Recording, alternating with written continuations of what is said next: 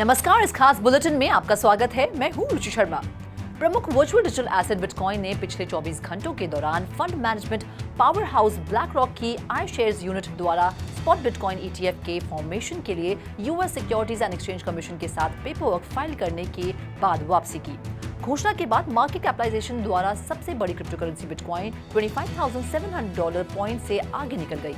ये हाल ही में 1.35% ऊपर $25,500 के स्तर पर ट्रेड कर रही थी। इथेरियम मार्केट कैपिटलाइजेशन द्वारा दूसरी सबसे बड़ी क्रिप्टो करेंसी $1,662 पर 0.60% अधिक ट्रेड कर रही थी। दिलचस्प बात यह है कि पिछले सेशन में क्रिप्टो करेंसी को नीचे गिरा दिया गया था। BTC साइकोलॉजिकली $25,000 के महत्वपूर्ण स्तर से नीचे गिर गई थी। 3 महीने में पहली बार US सेंट्रल बैंक के हौसले और US रेगुलेटरी स्क्रूटनी को क्रिप्टो इंडस्ट्री में बढ़ाया गया था।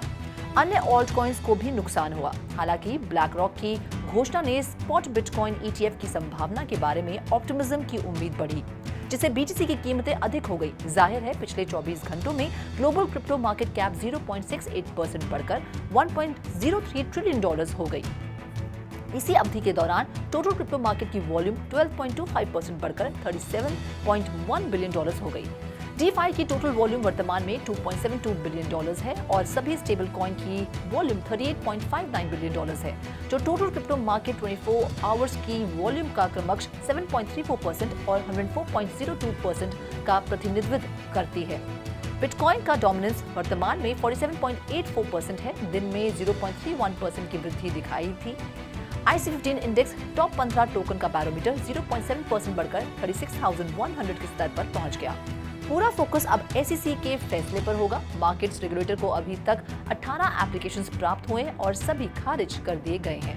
Curve 3 pool stable coin trading के लिए एक famous decentralised financial pool highly imbalanced हो गया है, जिससे टेथर की स्टेबल कॉइन की थोड़ी सी डीपेगिंग हो गई है। कर्व 3 पूल का ऑप्टिमल बैलेंस समान रूप से इसके 3 स्टेबल कॉइन्स USD कॉइन में फैला होना चाहिए, जिसमें हर किसी के 33.33% होंगे। हालांकि USDT बैलेंस 70% से अधिक हो गया है, जो डाई या USDC के समर्थन में एक महत्वपूर्ण USDT सेल ऑफ का संकेत देता है। इस मिसमैच के कारण USDT डीपेग हो गया और अब लगभग $0.997 पर ट्रेड कर रहा है। टेथर के CTO पाओलो आर्डुइनो ने टाइट मार्केट क्लाइमेट को स्वीकार किया और मार्केट सेंटिमेंट पर रीसेंट डेवलपमेंट्स के प्रभाव पर जोर दिया। MakerDAO एक डिसेंट्रलाइज्ड फाइनेंस लेंडिंग प्रोटोकॉल और स्टेबल कॉइन इशूअर है, जो जल्द ही अपने रिजर्व से GUSD स्टेबल कॉइन में $390 मिलियन विड्रॉ कर सकता है। प्रोटोकॉल की कम्युनिटी वर्तमान में एक प्रपोजल पर वोट कर रही है, जिसे पेग स्टेबिलिटी मॉड्यूल के रूप में जाना जाता है, जो कि मेकर के डाई स्टेबल कॉइन रिजर्व में रखे गए GUSD की मैक्सिमम अमाउंट को $500 मिलियन से $110 मिलियन तक कम कर देगा। वोट के 24 घंटों से कम समय में लगभग 94% लोग, जिन्होंने पहले ही वोट कर दिया है, GUSD को कम करने के विचार का समर्थन करते हैं। हालांकि जनवरी में इसी तरह के एक प्रस्ताव ने GUSD को बनाए रखने के फेवर में देर से उछाल दिखा, जिससे उस पक्ष को 50.85% का रेजर थिन बहुमत मिला। GUSD के भविष्य के लिए वोट महत्वपूर्ण है, क्योंकि मेकर स्टेबल कॉइन की $568 मिलियन सर्कुलेटिंग सप्लाई के लगभग 88% को नियंत्रित करता है। सर्किल ये USDC और GUSD जैसे क्रिप्टो करेंसी को रिजर्व में रखकर और सरकारी बॉन्ड जैसी रियल वर्ल्ड एसेट्स में इन्वेस्ट करके मेकर $4.5 बिलियन डाई के वैल्यू का समर्थन करता है। एक न्यूज रिलीज के अनुसार Seattle based decentralised finance company EigenLayer ने इथेरियम मिनट पर अपने रीस्टेकिंग प्रोटोकॉल को डिप्लॉय किया है। Lido ST ETH, Rocket Pool ETH और Coinbase Wrapped Staked ETH जैसे लिक्विड स्टेकिंग टोकन्स डिपॉजिट करके EigenLayer पर ETH को स्टेक करना संभव है। EigenLayer बनाने वाली कंपनी Eigen Labs ने मार्च में $50 मिलियन सीरीज A सहित फाइनेंसिंग राउंड्स की एक सीरीज में $500 मिलियन वैल्यूएशन पर टोटल $64.5 मिलियन जुटाए। प्रोटोकॉल ने लिक्विड रीस्टेकिंग और नेटिव रीस्टेकिंग दोनों के लिए पार्टिसिपेशन पैरामीटर्स स्थापित किए हैं, जिसमें लिक्विड रीस्टेकिंग हर लिक्विड स्टेकिंग टोकन की मैक्सिमम 3200 और पर एड्रेस पर मैक्सिमम 32 टोकन डिपॉजिट एक्सेप्ट करता है। इस बीच 9,600 ETH जोड़े जाने के बाद नेटिव रीस्टेकिंग को सस्पेंड कर दिया जाएगा। चल रहे इंटर गवर्नमेंटल रिसर्च कोलैबोरेशन के हिस्से के रूप में मलेशिया के public blockchain platform developer Zetrix और देश के premier research university Malaysia artificial intelligence technology विकसित करने के लिए China academy of information and communications technology के साथ कोलैबोरेट करेंगे। Project trans border blockchain infrastructure और पायलट एप्लीकेशन के प्रमुख मुद्दों पर रिसर्च को मलेशिया और पीपल्स रिपब्लिक ऑफ चाइना के साइंस, टेक्नोलॉजी और इनोवेशन में इंटर गवर्नमेंटल कोलैबोरेशन के हिस्से के रूप में चुना गया था। चाइनीज गवर्नमेंट के गवर्नमेंट टू गवर्नमेंट प्रोग्राम के नेतृत्व में और चीन के इन ministry of science and technology द्वारा स्थापित इस सहयोग का उद्देश्य चाइनीज गवर्नमेंट और अन्य गवर्नमेंट्स के बीच रिसर्च पार्टनरशिप्स बनाना है। मलेशिया जेट्रिक्स UM और CAICT के साथ सहयोग कर रहा है ताकि क्रॉस बॉर्डर ट्रेड प्रोसेसेस को स्ट्रीमलाइन और ऑप्टिमाइज करने, इनएफिशिएंसीज को कम करने और ट्रांजैक्शंस की आसानी और स्पीड में सुधार करने के लिए AI का उपयोग किया जा सके। शिबेरियम नेटवर्क का native test network Puppynet 16 million wallet से 20 मिलियन से अधिक ट्रांजैक्शंस को पार कर गया है, क्योंकि ये आने वाले महीनों में मेनट रिलीज के करीब है। पपीनेट जैसे टेस्टनेट ब्लॉकचेन नेटवर्क है जिन्हें स्टेकिंग उद्देश्यों के लिए डिजाइन किया गया है। वे मेनट पर एक्टिविटी को मिमिक करते हैं और डेवलपर्स को किसी भी मुद्दे को डीबग करने और व्यापक रिलीज से पहले नेटवर्क एक्टिविटी की निगरानी करने की अनुमति देते हैं। पपीनेट ब्लॉकचेन स्कैनर ने दिखाया कि एवरेज ट्रांजैक्शन का समय 5 सेकंड था। इस तरह की पार्टिसिपेशन नेटवर्क की मांग का सुझाव देती है, जो अंततः शिप और बोल दो शिबेरियम इकोसिस्टम दो टोकन के वैल्यू को बूस्ट कर सकती है। कोलंबिया की सेंट्रल बैंक बैंको डी ला रिपब्लिका ने ब्लॉकचेन टेक्नोलॉजी के उपयोग की जांच के लिए ब्लॉकचेन स्टार्टअप रिपल के साथ पार्टनरशिप की। रिपल के अनुसार बैंको डी ला रिपब्लिका अपने हाई वैल्यू पेमेंट सिस्टम को मजबूत करने के लिए रिपल के CBDC प्लेटफॉर्म को ministry of information and communications technology के साथ पायलट शुरू करेगा। ये प्रयास मिंटिक के ब्लॉकचेन एक्सपेरिमेंटेशन फेज का हिस्सा है। रिपल ने कहा कि इसका CBDC प्लेटफॉर्म पब्लिक रिसोर्सेज से समझौता किए बिना कंट्रोल्ड एनवायरनमेंट में एक्सपेरिमेंट और टेस्ट किया जाएगा। रिपल में सेंट्रल बैंक एंगेजमेंट और CBDC के वाइस प्रेसिडेंट जेम्स वॉलिस ने कहा, XRPL पर आधारित CBDC प्लेटफॉर्म की पावर का उपयोग करके ये प्रोजेक्ट पब्लिक सेक्टर में ब्लॉकचेन टेक्नोलॉजी के उपयोग में ट्रांसफॉर्मेटिव एडवांसमेंट्स का मार्ग प्रशस्त करेगी। लामा, एक Lithuanian regulated crypto currency exchange ने मंगलवार को अपने मेंबर्स को क्रिप्टो वीजा कार्ड की उपलब्धता की घोषणा की। लामा वीजा कार्ड यूजर्स को डेली एक्टिविटीज में अपने बिटकॉइन खर्च करने की अनुमति देता है, क्योंकि वे चेक पॉइंट पर तुरंत करेंसी में कन्वर्ट हो जाते हैं।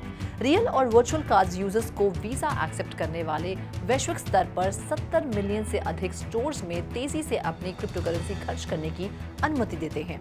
लामा वीजा कार्ड यूजर्स को क्रिप्टो और फियाट दोनों दुनिया का बेस्ट प्रोवाइड करने का वादा करता है।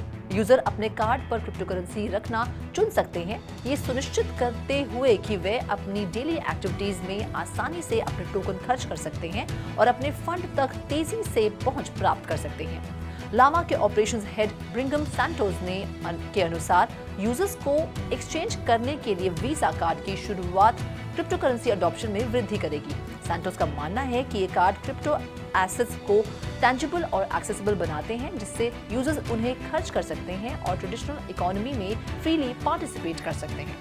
स्थिति से परिचित एक व्यक्ति के अनुसार दुनिया का सबसे बड़ा asset management black rock bitcoin ETF के लिए एक एप्लीकेशन फाइल करने के करीब है।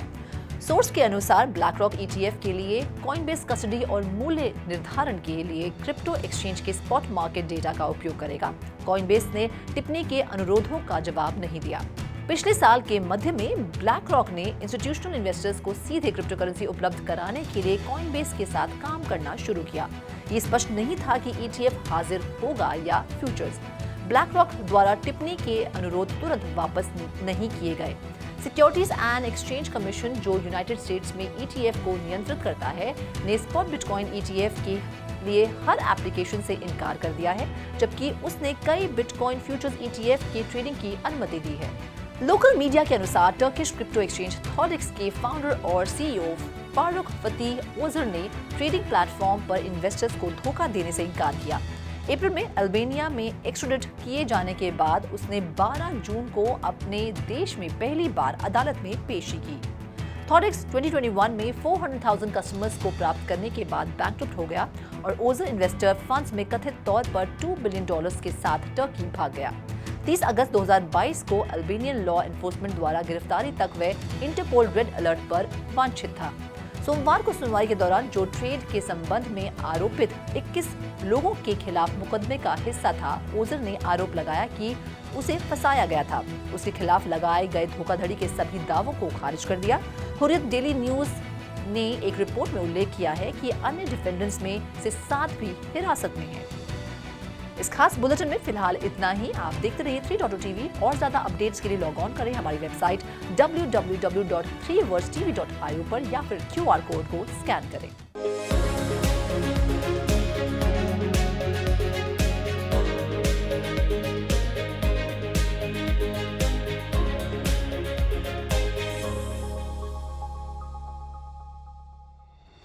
Leading virtual digital asset Bitcoin staged a comeback during the past 24 hours after the iShare unit of fund management powerhouse BlackRock filed papers with the US Securities and Exchange Commission for the formation of a spot Bitcoin ETF. The largest cryptocurrency by market capitalization leaped past $25,700 mark after the announcement. It was recently changing hands at $25,500 level, up 1.35%. Ethereum, the second largest cryptocurrency by market capitalization, was trading 0.60% higher at $1,662. Interestingly, in the previous session, cryptocurrencies were hammered down, with BTC dropping below psychologically important level of $25,000 for the first time in 3 months amid concerns about US central bank hawkishness and increasing US regulatory scrutiny of the crypto industry. Other altcoins too suffered losses. However, the BlackRock announcement rekindled optimism about the possibility of a spot Bitcoin ETF, sending BTC prices higher. Apparently, the global crypto market cap added 0.68% to $1.03 trillion over the last 24 hours. The total crypto market volume witnessed an increase of 12.25% to $37.1 billion during the same period. The total volume in DeFi is currently $2.72 billion and that of all stablecoins $38.59 billion, representing 7.34% and 104.02% respectively of the total crypto market 24-hour volume. Bitcoin's dominance is currently 47.84%, an increase of 0.31% over the day. IC15 index, the barometer of top 15 tokens, edged 0.7% higher at 36,100 level. All focus will be on the SEC decision now. The markets regulator so far received 18 applications and all were rejected.